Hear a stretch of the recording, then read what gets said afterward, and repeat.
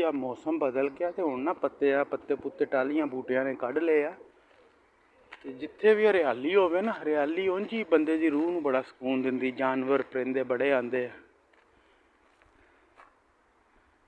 है ना। कबूतर है, जंगली कबूतर नहीं, एक तो दूसरे है ना काले, यह भी एक पिजन की नस्ल ही है। आ जना दे नहीं एक पता नहीं इन्हूं की हुण कहंदे, मैनूं इन्हां दा नाम तो नहीं आंदा। बड़ी तादाद दे विच बड़े ही लड़दे हर पासे हुण ते ना, हर शै ही हरियो हरी हो गई है। उंज ना गोरे नूं दात देनी चाहिए इस गल की, बड़े ज़हन नाल हर काम करदा। आ पार्क आ शहर दे विच बिल्कुल नाल, इत्थों आ दरिया जिहा निकलदा, नहर कह लवो दरिया कह लवो, इनू है दरिया की शाख आ देखो। लेकिन इसदा पानी देख लो किड्डा साफ आ। साडे सानू तो अपने इलाके का पता, एक सूआ लंघदा हुंदा सी ना, ते बड़ा साफ पानी सी। जदों असीं स्कूल जांदे हुंदे सी ते सैकलां ते असीं स्कूल जाना, ते रस्ते च ना आंदियां असी उस सूए दे नाल जेह्ड़े नलके लगे होने उत्थों पानी पी लेना। दुनिया नहांदी हुंदी सी। हौली हौली हौली आबादी वधी है, उस सूआ ना इन्हां ने गंदा नाला बनाता अवाम ने। इहदे च अवाम दा भी कसूर आ, लोकां दा भी कसूर आ। उन्हां दौरां दे विच भी जनानियां ना उत्ते डंडे लै के कपड़े धोनियां हुंदियां सी, लेकिन हुण ते ओह सूआ जेह्ड़ा इक आबादी इन्नी बन गई, मतलब हुण उद्धर इन्ना पानी भी नहीं जांदा। एह् मैं गल करदा जेह्ड़ा सूआ निकलदा ना,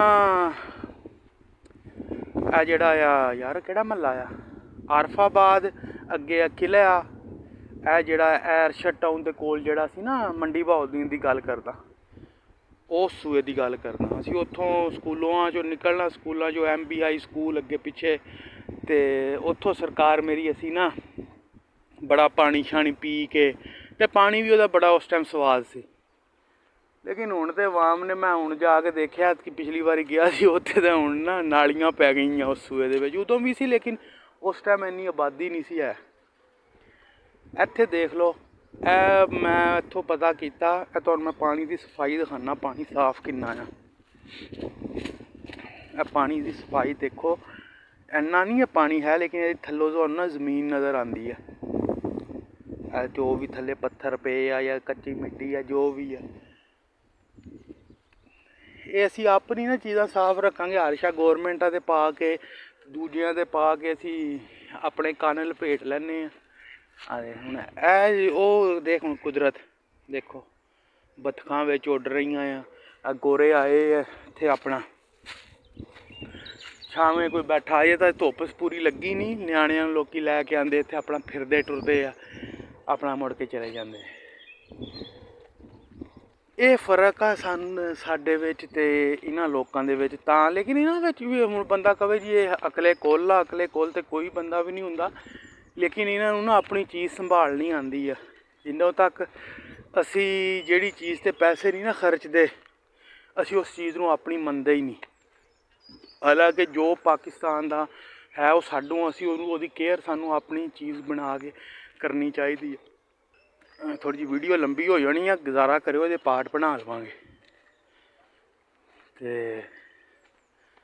ऐ ना एहदे विचों दरिया जिहा या नहर सूआ जो कहना तुसीं, एहदे चों ना इन्हां ने पानी कड्ढेआ इद्धर, झील जेही बनाई है, थोड़ी जी पौंड तलाऽ जेहा। एह्दे च मछलियां मुछलियां लोकी फड़दे, बतखां बुतखां लोकी मछलियां मुछलियां भी फड़दे। दरख्त जेह्ड़ा ना, एह् मसलन ना ओहदे अल नूं डिग गया सी, उन्होंने फिर दरख्त सीधा करके थल्ले उन्होंने बड़ियां टेकां टूकां दे के ना इनू सीधा करके खड़ा किया। दरख्त भी देख लो सीधा खलो गया, बड़ा कोई पुराना दरख्त आ इत्थे इन्हां दा। ते साडे हुंदा, साडे गौरमेंट ना भी लैके जांदी, ते जेह्ड़े पल्लेदार हुंदे ना नहरां दे अग्गे पिच्छे, उन्हां ने मोछे पा के लै जाना सी।